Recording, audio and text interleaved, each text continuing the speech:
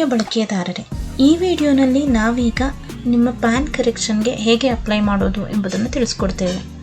ಮೊದಲಿಗೆ ನಮ್ಮ ಕಾರ್ಡ್ಸೆಟ ಪೋರ್ಟಲ್ಗೆ ಲಾಗಿನ್ ಆಗಿ ಪ್ಯಾನ್ ಸರ್ವಿಸಸ್ನ ಕ್ಲಿಕ್ ಮಾಡಿ NSDL ಪ್ಯಾನ್ ಸರ್ವಿಸಸ್ ಅಪ್ಲಿಕೇಶನನ್ನು ಸೆಲೆಕ್ಟ್ ಮಾಡಿ ನಂತರ ಅಪ್ಲೈ ಪ್ಯಾನ್ ಕರೆಕ್ಷನ್ ಅನ್ನೋ ಆಪ್ಷನನ್ನು ಕ್ಲಿಕ್ ಮಾಡಬೇಕು.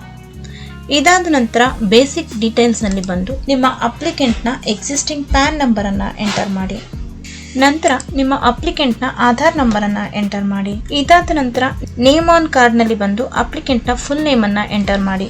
ನಂತರ last name, middle name, first ನೇಮನ್ನು ಎಂಟರ್ ಮಾಡ್ತಾ ಹೋಗಿ.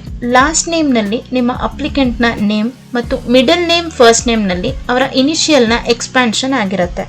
ನಂತರ ಅಪ್ಲಿಕೆಂಟ್ನ ಫಾದರ್ ನೇಮನ್ನು ಲಾಸ್ಟ್ ನೇಮ್, ಮಿಡಲ್ ನೇಮ್ ಮತ್ತು ಫಸ್ಟ್ ನೇಮ್ನಲ್ಲಿ ಫಾದರ್ ನೇಮ್ನಲ್ಲಿ ಬಂದು ಲಾಸ್ಟ್ ನೇಮನ್ನು ಎಂಟರ್ ಮಾಡಿ.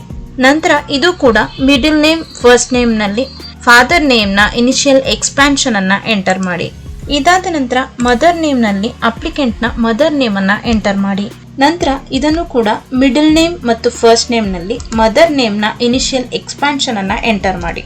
ನಂತರ ಅಪ್ಲಿಕೆಂಟ್ನ ಡೇಟ್ ಆಫ್ ಬರ್ತ್ ಅನ್ನು ಎಂಟರ್ ಮಾಡಿ. ಇದಾದ ನಂತರ ನಿಮ್ಮ ಅಪ್ಲಿಕೆಂಟ್ನ ರೆಸಿಡೆನ್ಷಿಯಲ್ ಅಡ್ರೆಸ್ ಅನ್ನು ಎಂಟರ್ ಮಾಡಿ. ನೇಮ್ ಆಫ್ ದ ಬಿಲ್ಡಿಂಗ್ ನಲ್ಲಿ ಬಂದು ನಿಮ್ಮ ಅಪ್ಲಿಕೆಂಟ್ನ ಬಿಲ್ಡಿಂಗ್ ನೇಮ್ ಅನ್ನು ಎಂಟರ್ ಮಾಡಿ. ನಂತರ ರೋಡ್, ಏರಿಯಾ, ತಾಲೂಕ್, ಸ್ಟೇಟ್ ಮತ್ತು ಪಿನ್ ಕೋಡ್ ಅನ್ನು ಎಂಟರ್ ಮಾಡಿ.